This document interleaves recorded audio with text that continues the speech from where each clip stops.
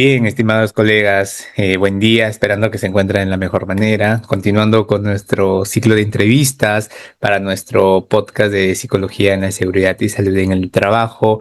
Hoy vamos a tocar un tema diferente, que es el primero dentro de las más de 40 entrevistas que ya tenemos ahí.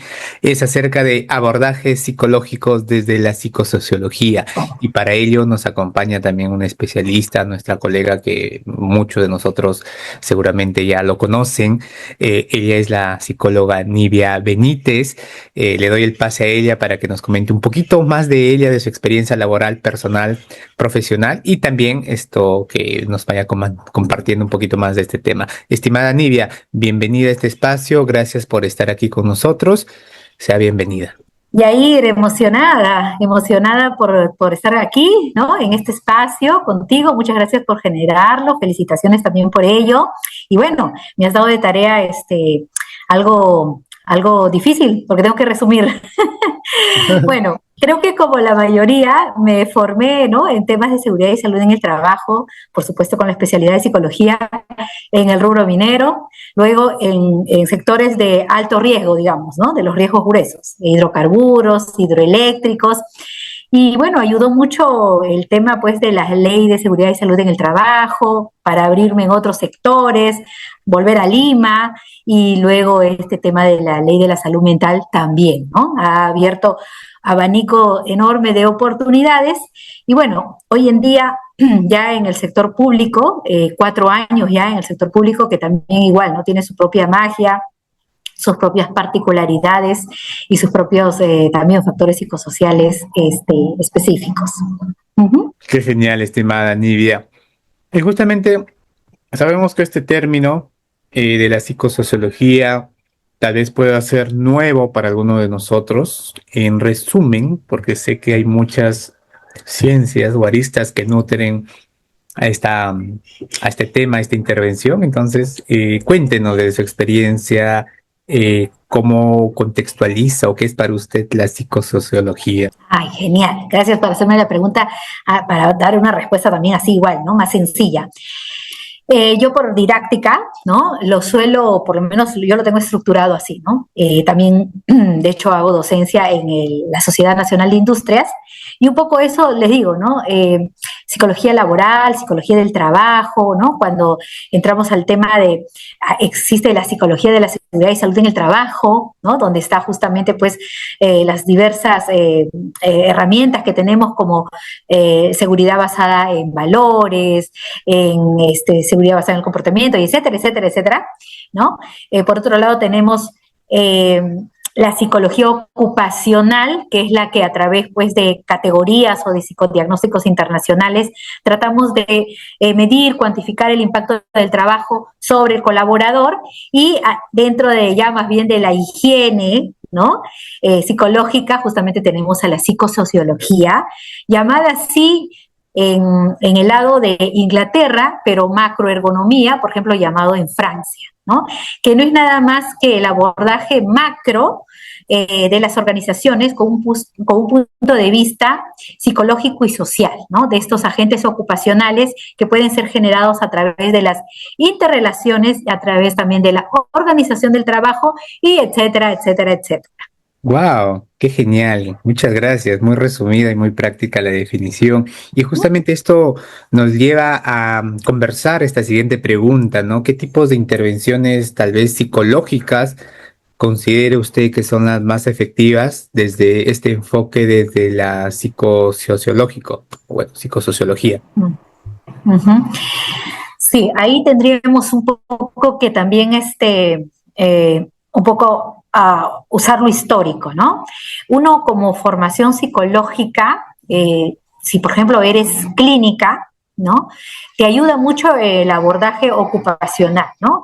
Hacer los tamizajes a nivel individual y etcétera, y así es como un poco empezó mi carrera profesional, ¿no? En el abordaje de estos asuntos que estamos tocando. Entonces me di cuenta de que si bien es cierto, uno puede abordar, uno puede clasificar a las personas, luego juntarlas, hacer intervenciones grupales ya, pero con el común denominador de qué es lo que le está afectando o de cuál es su diagnóstico, etcétera, que existen líderes, ¿no? O que dependen de condiciones, ¿no? De estos agentes ocupacionales y que ahí debemos abordar entonces desde ya desde la perspectiva y el poder de los que toman decisiones. ¿Mm? Entonces ahí empezamos con los superiores inmediatos, o sea, todo el nivel jerárquico, ¿no? Los supervisores, coordinadores, jefes, etcétera, etcétera, hasta llegar a directores. Entonces, yo sentía de que debías hacer esa suma, ¿no? La suma por el lado de diagnóstico individualmente y por el otro lado, pues para intervenir, para realmente lograr cambios, se tenía que intervenir sobre los líderes, ¿no? Sobre los que toman las decisiones. Y ese es un gran reto. Es un gran reto porque va de la mano con la visión de la organización, va de la mano con las políticas administrativas, con las reglas de juego, va de la mano con las prioridades de la organización, va de la mano también con el tema de a qué sector pertenece la organización, por qué etapa evolutiva de organización está atravesando, ¿no? Y así van sumando factores, pero tienes que ser muy fino para que tú defiendas, de todas maneras, es tu rol, te toca, ¿no? El factor humano, sin tener que ser rígido, invasivo, porque si no, peor, a veces te cierran las puertas, ¿no? Tienes que utilizar mucho el, eh, el lenguaje de sugestión, ¿no? O las estrategias de negociación para que puedas llegar hacia ellos. Y para eso también te puedes agenciar de otros líderes que te pueden entender mejor, ¿no? Por ejemplo, tantos años yo interactuando con ingenieros, me hace mucho más fácil llegar a ellos. Entonces, ahora, por ejemplo, que estoy en una organización, digamos, donde hay más abogados, ¿no? Suelo llegar primero al ingeniero del más alto rango y decirle, mira, tú me vas a entender. Lo que vamos a hacer es aplicar esta métrica, vamos a hacer estos proyectos, lo cuantificable va a ser esto, y etcétera. Y entonces me dice, ok, ya, entonces ahora sí, me ayudas a trasladar esto al tema de la jurisprudencia, ¿no? Con todo el tema del contexto del marco normativo, etcétera. Ok. ¿No? Entonces realmente como psicólogos tenemos que ser muy estratégicos en términos de la comunicación y para eso también encontramos a veces obstáculos como por ejemplo estas ondas de moda, ¿no? No es que los voy a desmerecer, por ejemplo, los coaches, etcétera, pero que a veces no tienen una mirada tan profunda, ¿no? Pero a veces terminan siendo también, digamos, competencia, pero no tienen el enfoque, el tópico de nosotros que es prevenir e intervenir, ¿no? Sino es más promover, promocionar, vender, etcétera. Sí, que muy importante, ¿no? Me hace mucho sentido en cómo utilizó esta estrategia de poder a través del lenguaje, de obviamente que usted ha identificado, de su experiencia, de cómo esto ha volcado tal vez a este ingeniero que nos cuente este caso, ¿no? Y sobre todo contextual que él le ayude a revertir o hacer un efecto cascada con las demás personas para poder que entender de qué van nuestras intervenciones o nuestro trabajo, ¿no? Sabemos de la gran experiencia y el grado académico también que usted tiene, mi estimada Nivia. Tal vez por ahí nos da un alcance, ¿no? De cómo se integran algunas herramientas clínicas o de la psicología clínica con estrategias organizacionales. Sí, bueno, yo confío mucho en estos instrumentos, ¿no? Que tienen base con respecto a la prevalencia, a la frecuencia, a la intensidad, ¿no? Para poder categorizar diagnósticos, para poder establecer diagnósticos. Es decir, por ejemplo, confío mucho en el Mini 005, ¿no? Porque te dice, por ejemplo, ¿no? Para que puedas calificar depresión. Ok, has sentido decaimiento y desánimo la mayor parte de los días, es decir, y todos los días, la mayor parte del tiempo y todos los días, dentro de 2 semanas, ¿no? Entonces, te das cuenta, es muy cuantificable, ¿no? Porque alguien te puede decir, sí, he estado triste, ¿no? Hay algunos instrumentos que te pueden dar, eh, a ver, para hacer, para no olvidarme de este ejemplo. Contratamos a un proveedor, ¿no? Que me iba a hacer un pulso psicológico, un tamizaje de depresión y ansiedad, pero lo hizo con un instrumento justamente donde a veces te dice, te sientes triste, ¿no? Y es como que a veces, ¿no? Entonces a veces uno coloca a veces, y el a veces es sí, a veces, o sea, cada mes, ¿no? O sea, una vez al mes. ¿Ves? Entonces yo más bien me confío de instrumentos mucho más objetivos, como te digo, ¿no? Que te miden prevalencia, o sea, episodio actual o episodios anteriores, frecuencia e intensidad. Entonces, ahí sí que yo puedo decir, esta persona sí realmente está depresiva, ¿no? Esta persona tiene trastorno obsesivo compulsivo, tiene ansiedad, etcétera. ¿Para qué me sirve esto? Uf, mucho porque, por ejemplo, podrían haber problemas a veces de qué, de somatizaciones. Podemos encontrar carga cuantitativa de trabajo, podemos encontrar ritmo de trabajo acelerado, ¿no? Ritmo de trabajo, la frecuencia, podemos encontrar el factor de esconder emociones, podemos encontrar percepción y justicia, etcétera. Entonces, cuando uno va acabando, va profundizando en el análisis, se da cuenta que si bien es cierto, no, es que me quedo más allá de mi horario de salida, es que mi jornada laboral siempre ¿no?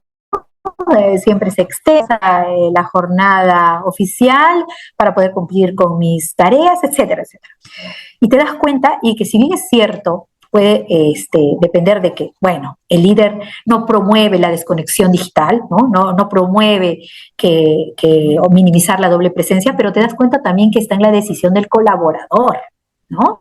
Para poner límites. Y a veces le cuesta al colaborador, por ejemplo, que es anancástico, ¿no? Y además que tiene bajo nivel de autoconciencia para darse cuenta que es anancástico o muy, muy dado al trabajo, ¿no? O sea, ya en exceso, todo en exceso es malo. El gran esfuerzo del ser humano es encontrar el equilibrio. Entonces, no es solamente, o sea, no hay que quedarse en la dependencia, no es que depende de mi líder, no es que depende, no, ya, pero ¿y tú? ¿Verdad? ¿Dónde está tu poder? ¿Dónde está tu poder de decisión? ¿Dónde está para marcar tus límites? Hay muchas personas que, por ejemplo, por ser anancásticas, son tan perfeccionistas que alargan el plazo de entrega. Entonces, como alargan el plazo de entrega, se quedan mucho más horas o no terminan. Entonces, es algo como que en vez de cometer el error, tiene que estar perfecto, así que más horas de trabajo sobre lo mismo. Entonces, de esa manera es que yo voy relacionando, ¿no?, el factor que existe y el tipo, por ejemplo, de personalidad o el cuadro que esté presentando mi población colaboradora, ¿no? Es lo que yo suelo analizar en las distintas organizaciones sobre las que intervengo. Sí, y con este enunciado, con esto lo que me acaba de decir, a mí hace mucho sentido, ¿no? Que cada área, bueno, si bien es cierto, la organización es uno, tiene su cultura, tiene su propio core de negocio, si lo llevamos metafóricamente es como una persona y cada persona pues tiene habilidades, cualidades, defectos, falencias, tal vez el hombro un poquito más alto, ¿no? Y el otro tal vez un poquito más chico. Entonces, esto asociado o relacionado, pues, ¿no? Un área produce más que otra, tiene mayor seguridad, mayor visibilidad. Entonces, me hace mucho énfasis que cada área me da la percepción también a mí, corrígeme si me equivoco, a lo menos no tengo un estudio, pero teniendo en cuenta la observación, cada área tiene su propia, digamos, personalidad, su propia forma que lo caracteriza dentro de las demás áreas o dentro de la demás organización. Vaya, si vamos de pronto, oh, no sé, el área de gestión de personas, recursos humanos, talento, administración, como lo puedan llamar en su organización, se dan cuenta que de pronto tiene estas características, ¿no? Como que en comunes producto de las personas que están ahí. Si vamos de pronto al área de producción, tal vez vamos enfatizados o personas con algunas tendencias más marcadas que otras, si vamos en X áreas, ¿no? Entonces es algo muy interesante como vemos a las organizaciones humanas, pues, ¿no? Entonces, eso nos ayuda bastante lo que dice, me hace mucho sentido. Y, estimada Nivia, ¿no? ¿Qué enfoques o metodologías de pronto nos recomienda usted para intervenir, ¿no? En equipos que siempre suele haber estos conflictos o los temas también, ¿no? Del desgaste emocional. Por ahí nos puede dar algunas sugerencias, algún protocolo, proceso, programa. Sí, bueno, ahí debe ser una sumatoria, pero de muchas cosas a intervenir, pero creo que primero por así y llegar hasta la causa raíz, ¿no? Porque solamente vemos el síntoma, ¿no? Que ya pueden ser los conflictos o el desgaste emocional. Eso ya es la consecuencia de. Entonces tendríamos que ir a buscar, ¿no? ¿Cuáles son las causas de raíz? O sea, de atrás, atrás, atrás, ¿no? Así como que el por qué, el por qué, el por qué, el por qué. Y pueden ser muchas cosas, como hace un rato decía, ¿no? Todo se cascadea. Y fíjate, el cabeza, ¿no? El líder de un grupo, influye en su cultura un 50%. Es demasiado el peso. Entonces, como es un líder, como es la cabeza, de igual forma, ¿no? Van a ser o se van a desenvolver el resto. Y también a ver cómo el resto luego se va adaptando justamente a ese estilo de liderazgo. Generalmente en las organizaciones privadas, por ejemplo, los core suelen ser las estrellas, ¿no? A los core no se les toca, ¿no? A los core se les promueve, ¿no? Los core son los, digamos, engreídos, ¿no? Y bueno, en otro tipo de organizaciones a veces no necesariamente es así, ¿no? Sino va a depender de cómo justamente el cabeza se promueve, ¿no? Cómo se vende, cómo se promociona. Alguna vez, por ejemplo, hice intervención en una organización donde el área de OTI eran la cenicienta de la organización, vamos a decirlo así, ¿no? O sea, tenían una autoestima baja, como que se sentían muy decaídos, ¿no? Cambiaron de gerente, ¿no? A un gerente mucho más propositivo, con más energía, que también tenía una mejor sintonía emocional con su equipo y los elevó. Claro que hubo, de hecho, una devolución, un feedback importante a este gerente. Hubo una intervención, entonces al gerente se le comunicó cómo es que estaba encontrando a su equipo. Entonces él ya se predispuso, ok, voy a mover ¿no? estas piezas de esta forma, voy a hacer que las otras unidades le tengan más respeto, ¿no? Que además no le estén pidiendo, pues, así como a la cenicienta, ¿no? O sea, limpia esto, resuélveme aquello, ¿no? Sino más bien de una manera más formal y con un flujo que se respete. Entonces, yo creo que para intervenir en conflictos, si bien es cierto, por ejemplo, algo inmediato puede ser la mediación, ¿ya? Utilizar el procedimiento de mediación. Y para el desgaste emocional, yo creo que importante también sería escucharlos, ¿ya? Basta con escucharlos como primera intervención, ojo, ¿ya? Para poder hacer que por lo menos este desgaste emocional baje, ¿de acuerdo? Baje de lo más crítico, porque ¿qué pasa? Que si esta persona está muy desgastada y siente de que ni siquiera consideran su humanidad, ¿no? Que no validan sus emociones, que un poco más si no existe, imagínate cuáles son los riesgos enormes, ¿no? A los cuales podría haberse expuesto este colaborador. Sí, me hace recordar bastante, ¿no? De que a veces los líderes, si bien es cierto, tiene una parte de cumplimiento, de indicadores, de desempeño, pero también es muy importante validar y conocer cómo es, digamos, la forma o el ritmo, o en su parte más completa, su personalidad de cada integrante, para poder así direccionar y aprovechar las potencialidades que pueda tener su equipo de trabajo. Entonces, eso es increíble lo que me acaba de decir y cómo que nosotros podemos aportar a esta organización para que podamos direccionar de la mejor manera, y esto se va reflejado en salud, en complemento de trabajo, en el tema tal vez de disminución de algunos factores psicosociales que puedan aportar a la organización como tal, porque hay un mal liderazgo, ¿no? promueve o puede llevar a tener, pues, si lo llevamos a una prueba, ¿no? Que salga un indicador no tan favorable y esto relacionado, pues, a muchos factores y consecuencias más. Bien, bueno, estimada, como que ya entrando a este punto un poquito final de la entrevista, el tiempo se nos pasa súper rápido. Aborda una conversación, entre paréntesis, difícil desde el punto de vista de la psicosociología. Ujú.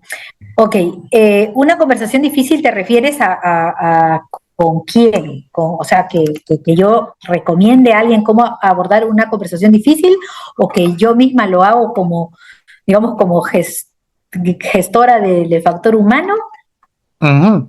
Bien, podría ser en estos dos casos, ¿no? Tal vez desde el rol como dirigiendo tipo acompañamiento, tipo un mentoring, un coaching a otra persona que de pronto puede estar teniendo algunas riñas, algunos conflictos con su equipo de trabajo, con alguna persona, y también desde su rol usted, ¿no? Como tal vez por ahí ayuda a lidiar estas conversaciones, ¿no? Entre paréntesis, difíciles. Ok, ya, gracias. Bueno, mira, si es con los líderes, ¿no? Como hace un momento mencionabas, a veces ¿no? No tienen idea de qué es lo que están haciendo, o sea, cuál es su carga laboral, me refiero, ¿no? Saben que cumplen, saben que están haciendo, pero a veces no lo cuantifican de manera objetiva o están muy alejados, o sea, no de todos. ¿Mm? Entonces, para eso, por ejemplo, yo trato de objetivizarlo con metodologías como Tuckman, como la 5C o la triple C, ¿no?